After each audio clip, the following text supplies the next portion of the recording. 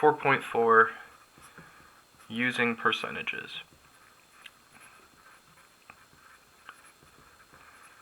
So this is the last section of chapter 4, last section where I'm going to be really hammering home on these word problems.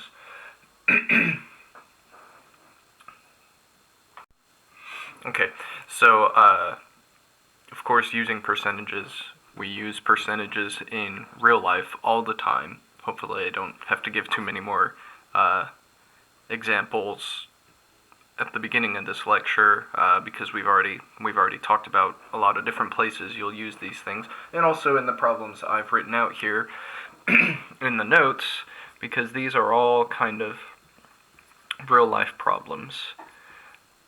So let's just get straight into the examples, and in the examples I'm going to discuss word problem solving techniques along with some of the percentage problem solving techniques that we're going to use. In particular with number, if you've looked ahead, where is it?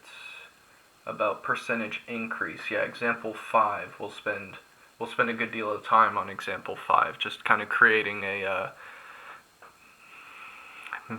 algorithm for you to follow for finding that, because I find that those percentage increases and decreases tend to be trickier for students. Alright, so let's get started with example 1. Suppose you're eating at Applebee's. Remember when we all used to do that? You have been keeping track of the prices for everything you have ordered. Maybe you're kind of a cheapskate, so you're keeping track of all the prices. You and a friend ordered entrees that cost $12.99 and $12.49 respectively. You ordered water as your drink, but your friend ordered $3 margaritas. So remember when they used to have dollar margaritas? Okay. If the sales tax in Oxford is 10%, will you have enough money to leave a 20% tip if you only have $35 cash? If not, what percentage of a tip will you leave if you leave every dollar that you have, if you leave that whole $35? Okay, so we've got a bunch of information here. But you know you've been out to eat before, right? So step back from math class and just put yourself at Applebee's, drinking dollar margaritas, or water, whatever. And you know how you would add this up in your head, right? You would take the sum of your entree and your friend's entree, so $12.99, $12.49, plus your water, which you know does not cost anything, and then plus the $3 margaritas that your friend had. So this is going to be the total for your bill before tax and tip, right? So we'll just add all these. Of course, we can just use a calculator for that. So $12.99 plus $12.49 plus 3 is $28.48. And maybe you should make a note to yourself as you're solving this problem. This is total before tax and before tip. Okay. So already I'm using two techniques for solving a word problem, which is to try to step back from it and let my intuition guide. Okay. Most of these word problems that we do, they're not going to be really intense, right? They're typically going to be things that you've done already in your real life, in your head, but maybe just didn't have the skill set to do, like, arithmetically, like very mathematically, correct. Maybe you understand, that if you wanted to get your total, you would just kind of add these numbers up, get a rough total, maybe like $28 or something like that, and then tax would be a little bit more, but you're not exactly sure how to calculate it, but you have a good feeling for how this should go.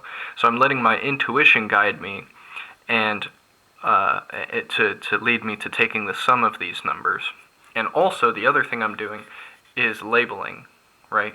So this is my total before tax and before tip. That's a big hint for what I should do next. I should find the total with tax, right? I should find the total with tax.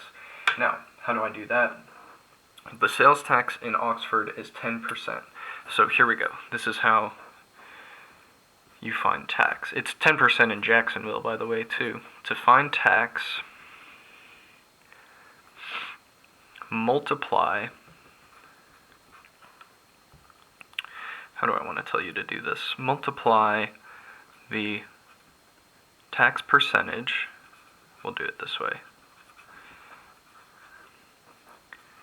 By the total, then add back to the total. There's actually a shortcut, but I want to do it this way first to show you how this is going to work. So I want to take 2848, I'll drop the dollar sign, just say 2848, multiplied by 10%.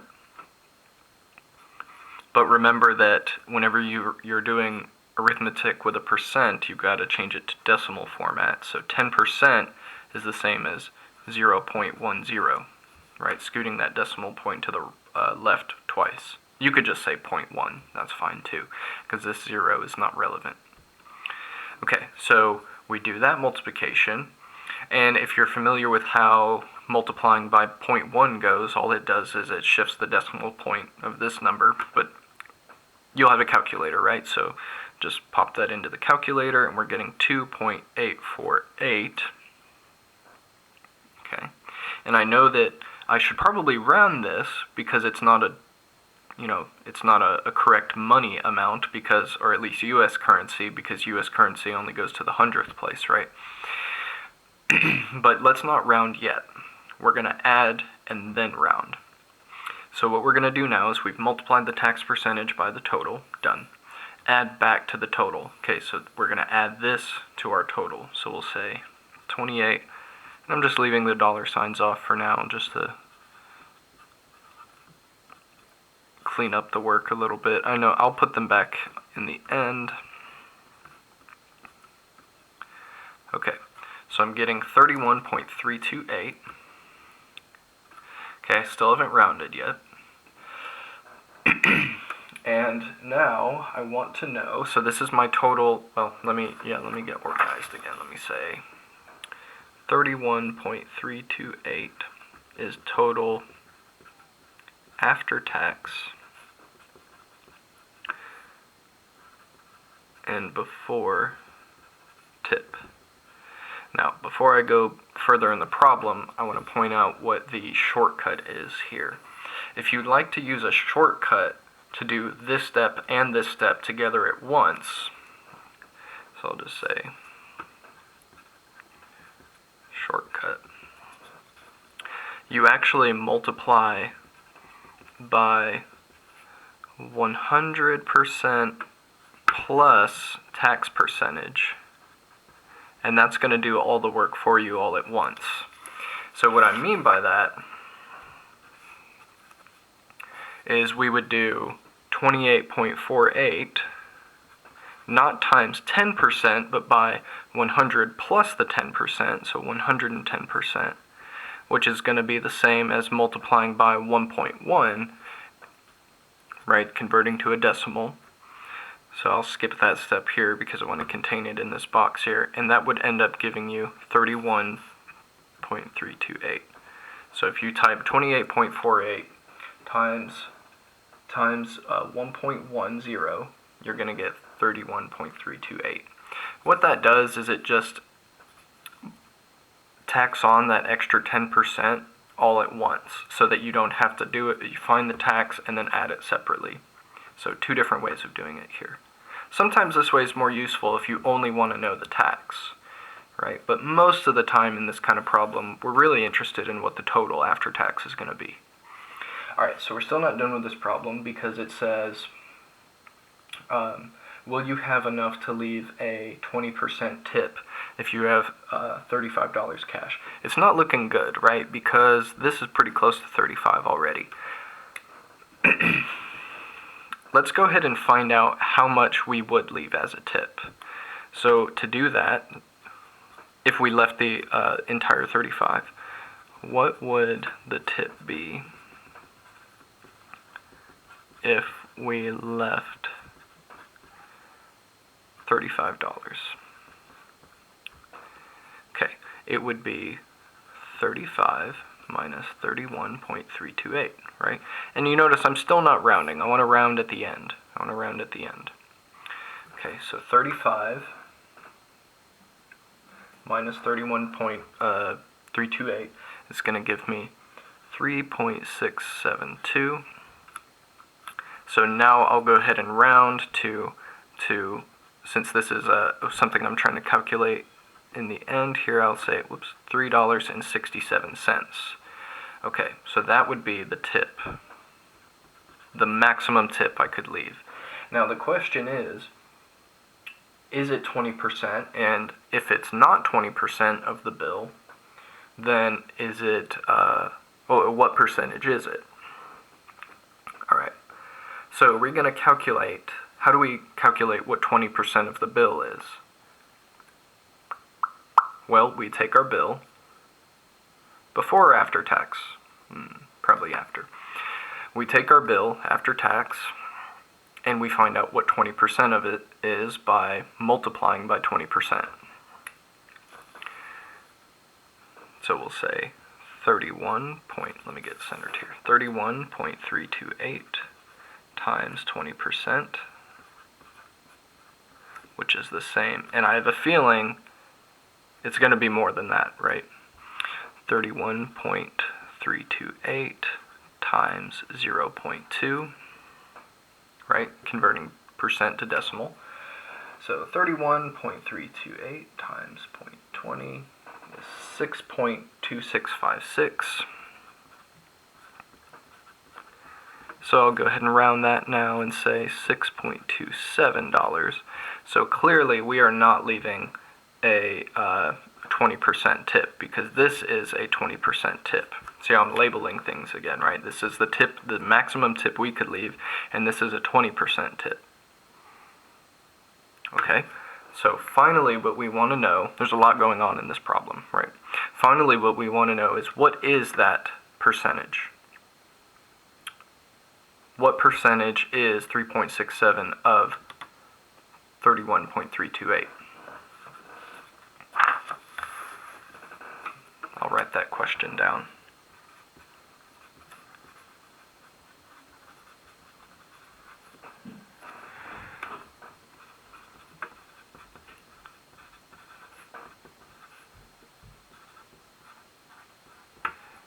What percentage of 31.328 is that $3.67 we're going to leave as a tip?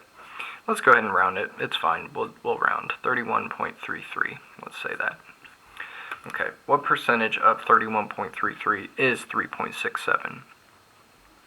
Okay, it's definitely less than 20%, and if you see the difference in these numbers, we're thinking it's barely going to be around 10%, right? Because it's nearly half, right? It's a little bit more than half, right? So we're expecting somewhere around 10%. And how do we find exactly what it is, though? How do we find exactly what it is? How could we get a percentage out of these two numbers? You take the base number here, and you take the end result and you divide it by the base number. You divide it by the base number. This is kind of a classic setup here. You may have seen this before. Percentage times base is equal to amount. You may have seen this little setup before. And whenever a percentage problem is worded in this kind of format, something similar to this, you can almost directly pull this equation out of this statement, because we see percentage of meaning to multiply, this number being base, is being equals, this number being amount. So we literally have this equation. A lot of times you can just force an equation straight out of the word problem if you word it nicely. Now, my word problem I've written here is not necessarily worded so directly, but you've got to be able to take what I'm asking in the word problem and pull out a question like this. so that you can then use, if you like to use this equation. Some people like to have this on hand at all times. Other people, it's just intuitive what you should do in this kind of question here. Either way is fine. Okay, so from here, we can see what we need to do to solve for the percentage. We need to divide by this number, right? Clearly it's attached by multiplication, so we need to say the percentage will be 3.67 over 31.33. Pop that into the calculator. Of course, that's going to give us a tiny decimal number, less than 1, right? 31.33. Whoops, I accidentally multiplied. 3.67 divided by 31.33. So we're getting here 0.1171.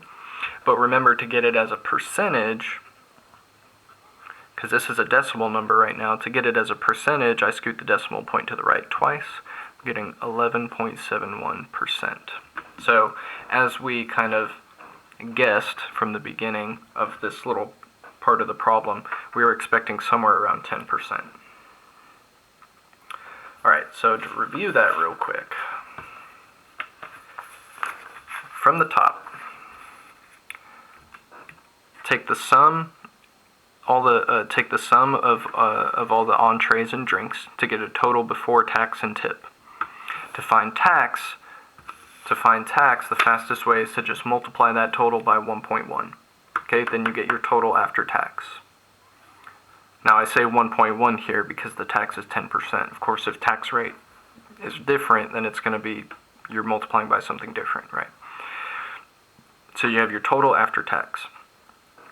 Then there are multiple ways to approach the last part of the problem, but what I did is I found out what the maximum tip we could leave would actually be if we left all of our money, $35. And then I said, well, let me see how much 20% is. And it's way more than what we're leaving, right? That's what this is. And then I said, well, what is the percentage that we're leaving? And that's what all this work was. Okay.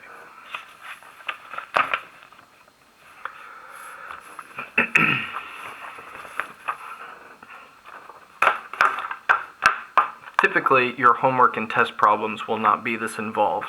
This would be probably like split up into like 3 problems. This, there's a lot going on here, but that's kind of the point. I'll work through the harder problems with you, so that you feel more confident in the easier problems. Okay, example 2 says, suppose you're in the market for a new laptop. You see an ad for a $600 laptop for sale in Atlanta where the sales tax is 8.9%. You know that you can buy the same laptop at the local Walmart for $630, but the tax is a bit higher at 10%. What total price would you pay for each laptop? Okay, second question is, would it be worth the drive to Atlanta if the store there is 90 miles from your house and your car gets 25 miles per gallon? Okay, so hopefully this question makes sense to you. You got a laptop far away from you that's cheaper with a cheaper sales tax. But it's all the way in Atlanta, and let's say you're in Jacksonville. And you've got the one right down the corner from you at the Jacksonville Walmart for a bit more for higher tax, but it's much closer. Which is the better deal? Let's pretend they're exactly the same laptop, and we want to figure out exactly how much each is going to cost, including that distance that we need to calculate for gas for the one in Atlanta. So first, let's get the total for the Jacksonville laptop. So I write all these problems with the understanding that most of my students live in Jacksonville in a normal semester. So if you don't, then sorry. Okay, Jacksonville laptop is, where is it? Ooh, 630 at 10% tax. Okay, so we already know how to deal with that 10% tax. We can take $630, we're going to multiply by 110%, which is the same as 630, dropping the dollar sign, times 1.1. That's going to effectively add that tax on all at once here for us, and that's going to be 630 plus 63, but I'll go ahead and just pop it into the calculator. 693. Okay, that's all I have to do for Jacksonville. We're kind of ignoring the gas cost to get to the Jacksonville Walmart, just pretending that it's negligible enough to not be worth calculating. Now, the Atlanta laptop's going to be a little bit more complicated. Oh, let me put a colon there. All right. Because we've got to calculate the tax,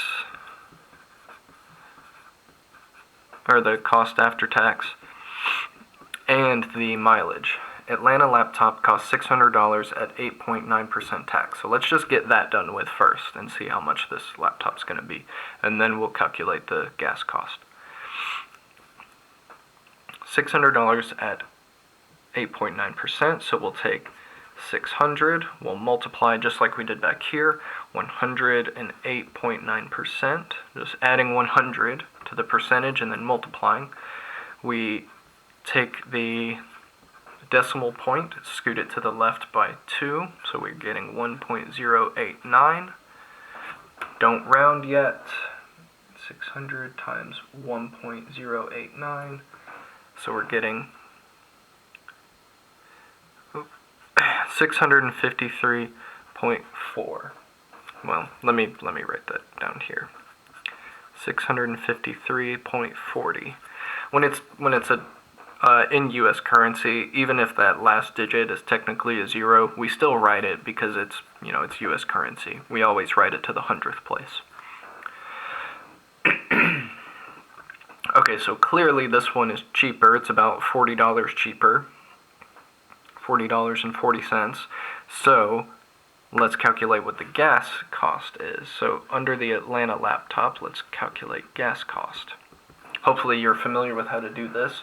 We're just going to take the miles and multiply it, or sorry,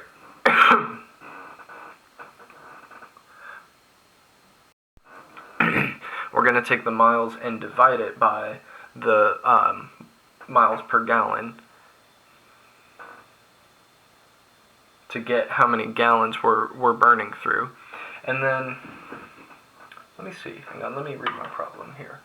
Would it be worth the drive? Okay, I didn't give a cost of gas, so we'll just have to estimate it, okay?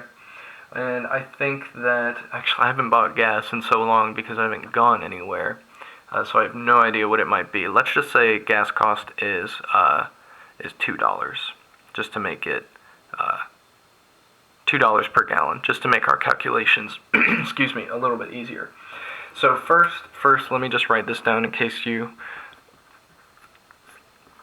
don't know how this is going to go. When you divide miles by miles per gallon, that's going to end up working out to give you gallons, which is what we want, right? We want to know how many gallons we're going to burn through, right? We want to know how many gallons we're going to burn through. We'll take that number of gallons and multiply it by the cost per gallon, then we'll know how much money it's going to cost to get there. So we're taking miles, which is 180, divided by 25 miles per gallon. So we'll divide that. Hopefully you see why I'm doing 180, because it is 90 miles to get to Atlanta from your house, but you got to get back, right? So 90 plus 90. This is giving me 7.2 gallons. 7.2 gallons. Okay, and the gas cost is going to be 7.2 gallons times that dollar cost. I like to use dots for multiplication. $2 per gallon.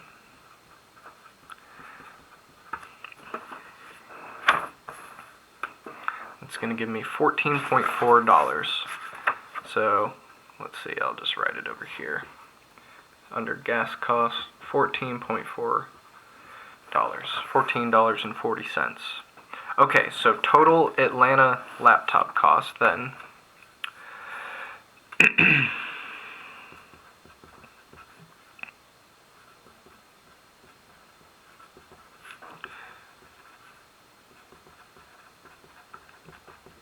is going to be the $653.40 plus the gas cost, which is pretty cheap. Pretty cheap, isn't it? $14.40.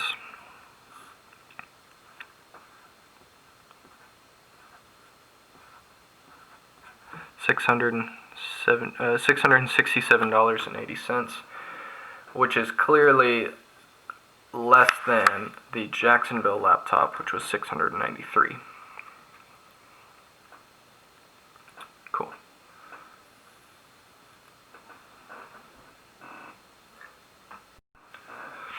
Okay. So that's how you can calculate, whether traveling for a deal like this is better or not. Now, something else that we didn't really take into consideration is just your time, right? Time is not free, right? So, looking at this, because it would take, at least 2 hours to drive to Atlanta from Jacksonville and back, right? It's really more than that, right? So, 2.5, 3 hours, depending on how fast you're driving. Is it worth it? Now, in the context of this math problem, in math class, we would say this is the answer, right? This is the better deal. But in the real world, there's always more variables to take into consideration. Like, is it worth your time for this difference of, what is that difference? $30 or so, so 693 minus 667.8, $25. If you've got nothing better to do, then it would be worth it to save that $25. But if you've got a job and you're taking classes and you got a lot going on, maybe it would be worth it to you to spend that extra $25 to save some time. Alright, but anyways, let's move on to example 3, which is American Eagle is having a sale on jeans. If you buy 2 pairs of jeans, each costing $54, you get a 25% discount. At Old Navy, they are having a store-wide sale of 8% off everything, and their jeans cost $38 each, which is a better deal. Alright, which is a better deal? Well, assuming we're going to buy 2 pairs of jeans. I actually didn't write that in there. I probably should have, but it's kind of implied. So let's assume we're going to buy 2 pairs of jeans. So 2 jeans at American Eagle. That's going to be, I keep losing the problem. There it is. $54 each, and then a 25% discount. All right. 2 pairs of jeans, that's going to be 54 plus 54, or just 54 times 2, and that's easy enough. That's $108. Okay. What is a 25% discount? Okay. I already showed you the shortcut for adding tax, so I'll just quickly show you the shortcut. Instead of walking through the longer way, I'll just jump straight to the shortcut for calculating discounts. Oh, I meant to write shortcut, not note. Shortcut for discounts. How did I word the other one? I'm going to use the same. Okay. You're going to multiply. So for tax, it was multiply by 100% plus the tax rate. You're going to multiply by, here for discounts, 100% minus the discount percentage, whatever it is.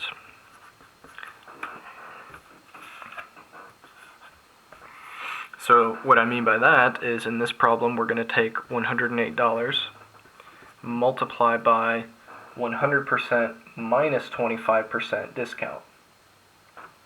100% minus, so that means 75%. That's the same as doing 108 times, sorry, I keep changing my notation, times 0.75, converting the percent to a decimal. So 108, 3/4 of it, 108 times 0.75 is $81. Okay, there we go. 2 jeans at American Eagle are going to cost $81. Okay. 2 jeans at Old Navy. See how I'm organizing my work and splitting it into sections, right? I'm labeling things. 2 jeans at Old Navy are going to be $38 each. Oops. Which is going to be 60, 76. Okay. By the way, we're ignoring tax in this problem, right? We'll just assume tax is at the same rate, and it's really about the discounts in this problem anyways. Okay, so their discount is 8% off. Okay. Okay, but, look at this though. This is already less, even before discount. So before discount, it's already less. So do we even need to calculate? No, not really. Well, not to know which one is cheaper. This is clearly cheaper. If you wanted to know, exactly what you were going to pay after the discount over here, then you would want to keep going with your calculations. But for the purposes of this problem, Old Navy is already cheaper before their discount. But come on, we already knew that. We know Old Navy's cheaper than American Eagle, even with that bigger discount. And just so you know, how would you calculate that discount over here? You would take the $76, you would multiply by 100% minus the discount, which is going to be 92%, because their discount was 8%. That's the same as 76 times 0.92, so I'll pop that into the calculator.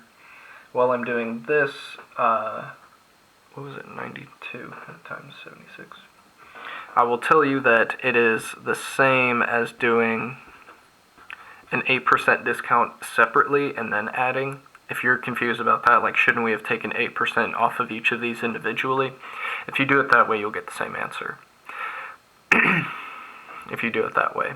Because what you would be doing, if you're interested, you would say 38 times 0.92, right? That would be your first calculation, plus another one, and the other pair of jeans, times 0.92. Okay, but in this, just mathematically, can't I factor out 0.92? Because it's being multiplied by both. It's like a common factor. So I can say 38 plus 38 left inside with the 0.92 outside. Oh, got 0.92 outside. But what's 38 plus 38? That's 76, and then so I'm getting back to the same setup here. So just to say that you can add together and then take the discount. Or if it makes you feel better, you can do them separately and then add together, whatever. But clearly, like we said earlier, these are going to be cheaper.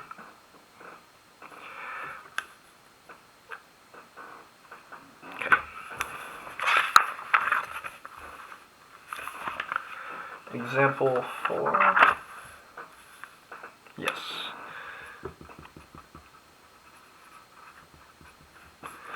Says a shirt that originally cost $35 is on sale for 40% off, and you have an additional coupon for 20% off. Again, ignoring tax, how much will you pay for the shirt? Good. Okay, so base cost is $35. We have 2 discounts here. We have sale for 40% off and a coupon for 20% off. Now, most places won't let you do both, right? There's always some kind of stipulation on the coupon where it's like it cannot be used in conjunction with other discounts, and it's, but we're pretending this is a nice store where they let you stack discounts, which would be nice. I want to say a couple things here before we get going, because you already know how to calculate discounts, right? You know we're going to multiply by 100% minus each of these percents, right? But I want to say we cannot add the discounts.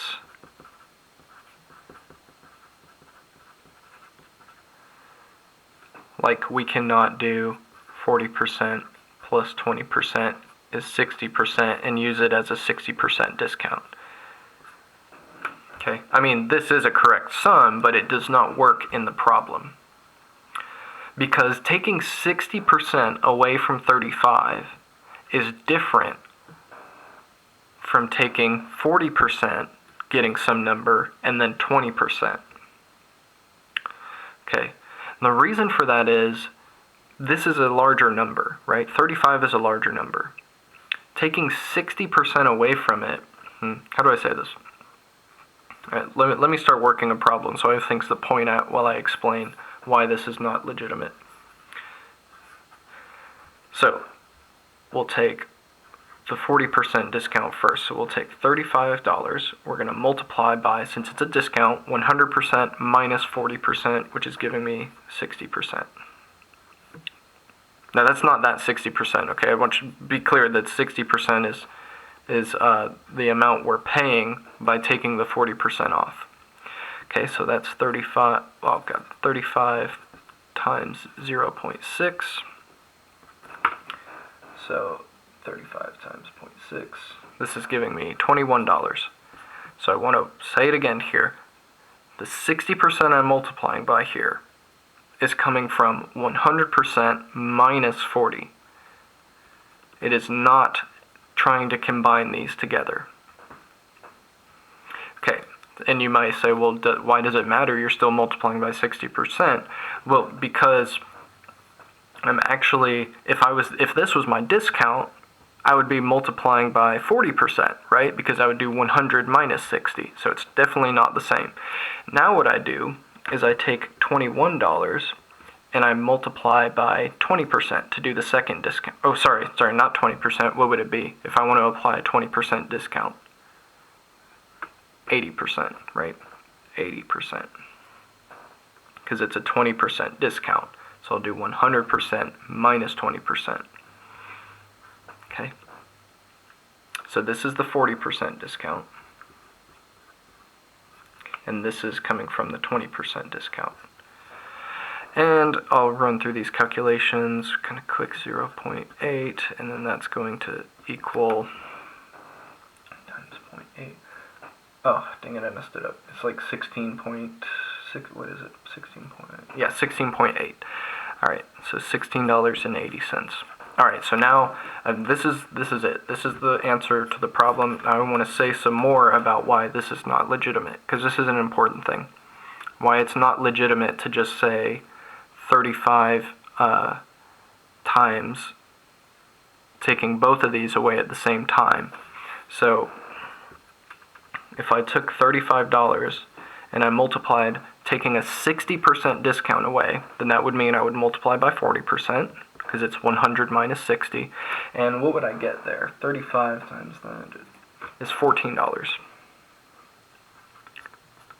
So why is it not the same? So this is incorrect. But why?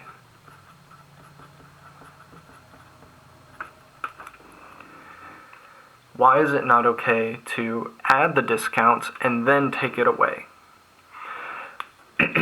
Because what we're doing, when you do it in pieces, which is exactly how it would work in a store, they will always do them separately because it gives you less of a discount. When you're taking 40% away from 35, you're taking some larger number, the 35, and you're taking a piece of it away. The result is a smaller number. Okay, right? Obviously, it's a smaller number. If I take another piece of the now smaller number, a percentage of that smaller number away, isn't that chunk going to be smaller than it would have been if I had taken it from 35? Because that's how percentages work, right? 20% of 35 is much larger than 20% of 21, right? So taking these percentage discounts in pieces gives you less of a discount, which is what a store will always do. They will always take the discounts separately, because if they combined discounts and then gave you it, it would always be cheaper for you, meaning the store would make less money. Okay, so this is another way of doing it. This is the way we would all, as consumers, want it to be done. right? For you to add the percentage discounts and then add these together and then take the discount. But it's not how any store that knows what's going on is going to do. All right. And one last note, you can actually flip the order of these. You can do 35 times, you can take this discount away first and then the other one, and you'll still get the same answer. You'll have 35 times 0.8 times 0.8, and then that number that number gets multiplied by 0.6, and it would still give you $16.80. So the order of the discounts can be flipped, but they cannot be added together. Have to do them separately. All right. Example 5.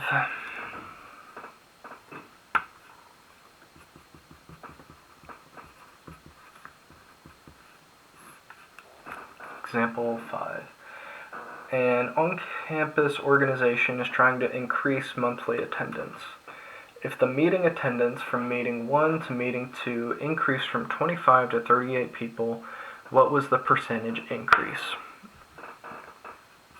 Alright, here's what I'm going to write down. I'm going to say 25 to 38, and I want to know percentage increase. So I'm pulling out the relevant information, writing down what I want here. Okay, 25 to 38. Well, I know how to figure out just the regular increase, right? It's just the difference between these two numbers. Okay, so I can tell you, like, without anything about percentages, that the difference is 13 people. 13 is the increase. Oof. Okay, so the question is, what is the percentage increase from 25 to 38? So I know that 13 more people showed up, so the way I answer this question, or the way I can phrase this question is,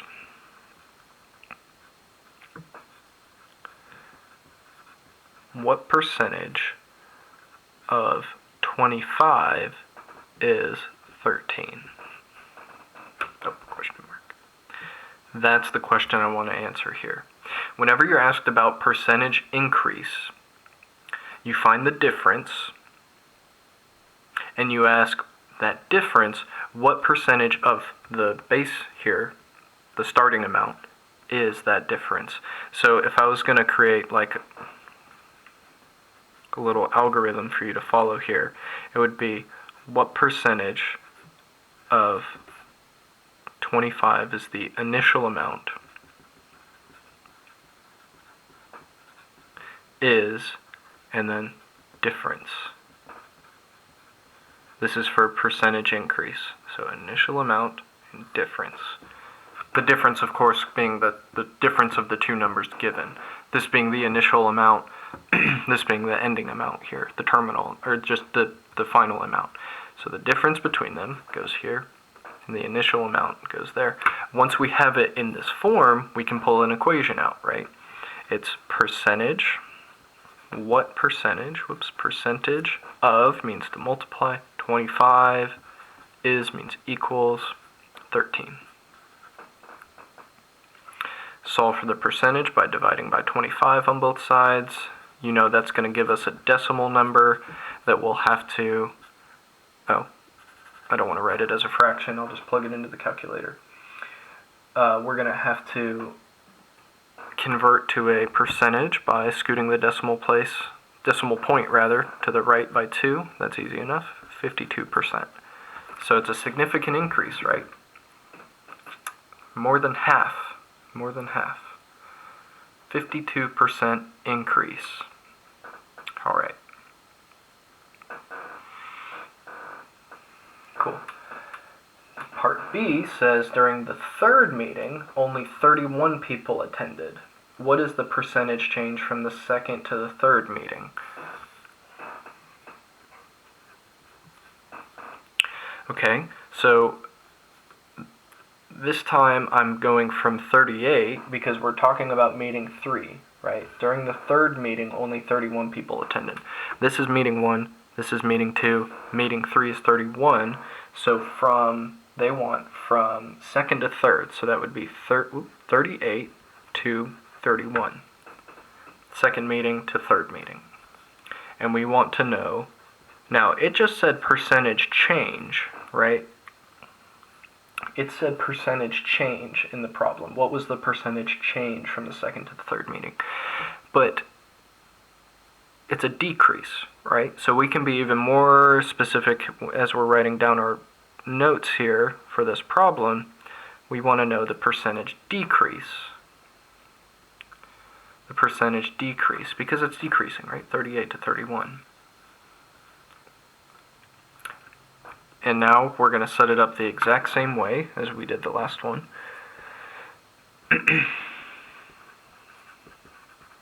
What percentage of the initial amount, this time is 38, is, and then the difference, oops, I didn't mean to write equals, is, and what is the difference between these two numbers? What percentage of initial amount is difference? So I'm following this algorithm here. I've got my initial amount, and my difference is 7. 38 minus 31, 7. Okay, so I've got percentage times 38 equals 7. I'm going to solve the same way, divide by 38 on both sides. Percentage equals 7 divided by 38, which is some terrible decimal number. It's going to be, I'll approximate 1/8. Does it say what to round to? Let's just say that we were told to round to the nearest percentage. Let's pretend that, so I'll just go there, and then that's going to be 18.4%, which of course would just round to 18% if I was asked to go to the nearest percentage, the nearest whole percentage. This would be the percentage decrease. So the first one was an increase. The problem told us that. In part B, it said percent change. So if the problem is not telling you whether it's an increase or a decrease, in your answer you should probably say, by the way, this is a percentage decrease. So the first meeting had the first to the second meeting had way more people. Second to third, some of those people stopped showing up, right, or didn't show up to the third meeting.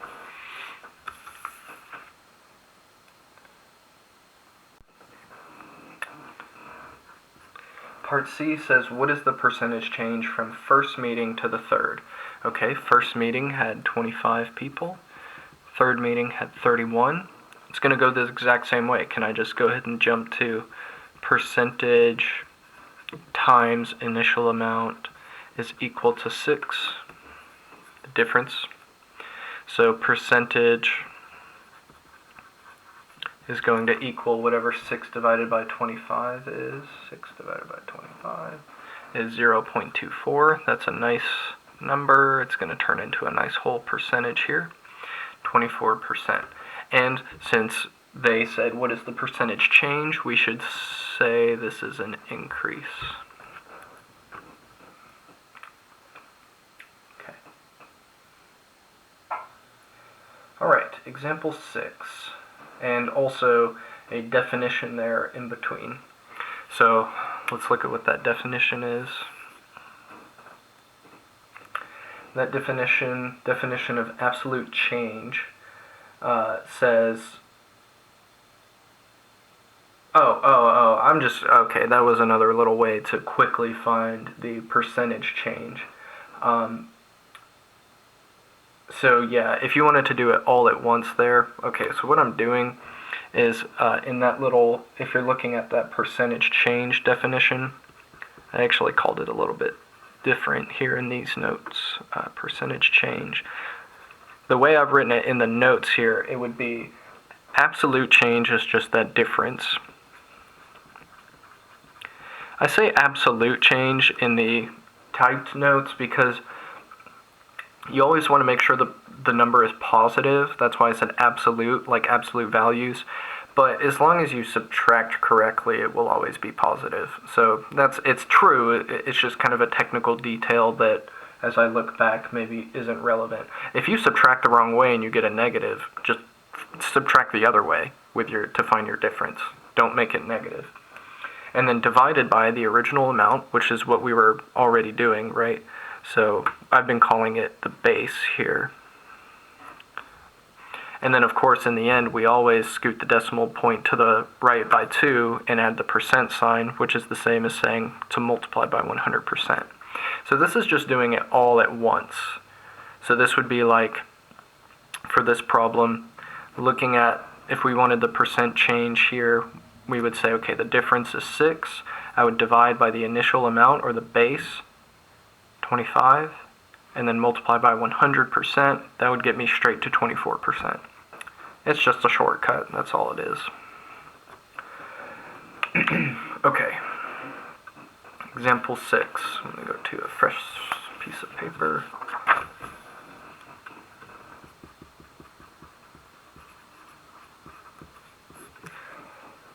Campus police have claimed that car break-ins on campus are declining at an increasing rate. Good. They say that from 2009 to 2010, they decreased 20%. Okay, let's see. Let's write this down. 2009 to 2010. 20% decrease. And then from 2010 to 2011, 25% decrease. Okay, so that's their increasing rate, right? Or an increase in the rate at which they are decreasing, right? This is good. This seems good. Car break-ins are declining at an increasing rate. Okay, so you decide to look up the actual numbers of car break-ins, not percentages, but the actual numbers in those years. In 2009, where am I? I got lost. Okay, 10 break-ins. In 2010, there were 8 break-ins. And then in 2011, there were 6 break-ins. Okay, first of all, real quick, let's confirm that these numbers are true then. From 2009 to 2010, we have a difference of 2, right? So our percentage change for 2009 to 2010 would be that difference divided by the initial amount, 10, times 100%, just like that shortcut I wrote a second ago. That's going to give us a percentage change. 2 divided by 10 is going to be 0.2 times 100%. That is, in fact, 20%. So this is good. So they're not lying there. That was a decrease of 20%. 2009 to 2011, again, the difference is 2. Divided by the initial amount, this time would be 8 times 100%. And of course, that's going to be 0.25. So it is, in fact, okay, so their percentages are true. What is the question asking? Is the report that car break-ins are declining at an increasing rate misleading? Why or why not? Well, it's definitely not misleading if you consider it as a percentage, because you see the percentage is getting bigger. Like if they're declining at this rate and the rate of decline is getting bigger, that's good, right? That less car break-ins. But when you look at the actual numbers, what do you note here? The absolute change from year to year is just down by 2. So is it really decreasing at a declining rate? Well, if you look at the numbers here, your answer would be no, right? Because each year it's just down by 2, down by 2. Okay. So it's kind of up to you. It's the answer to this would be the information, the rates they gave are misleading. Here, I'll write it down for you. Okay. The info is misleading if we consider the difference in the actual number of break-ins.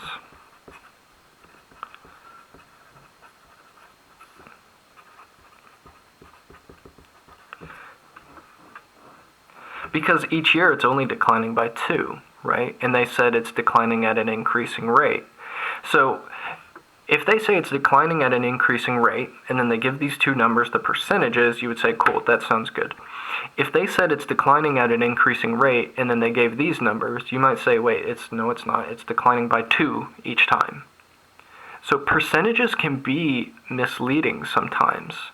And I don't think that there is necessarily, like, this example is not supposed to be an example of anything like nefarious going on or anything like that. Like, I don't think that, a local police department citing these numbers is necessarily, like, trying to hide anything, right? They might be trying to, like, make themselves look good or whatever, and that's, but, give them a break.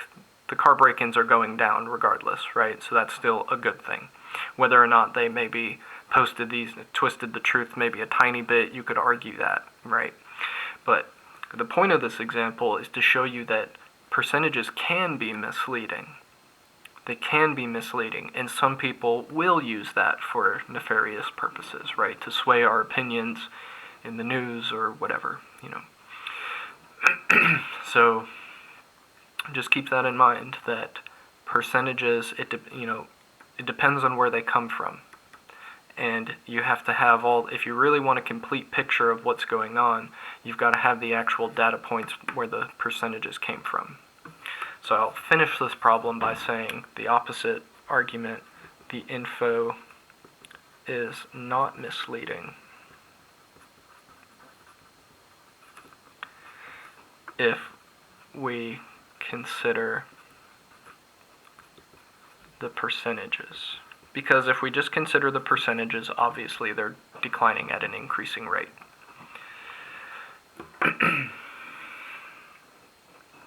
Cool. That is it.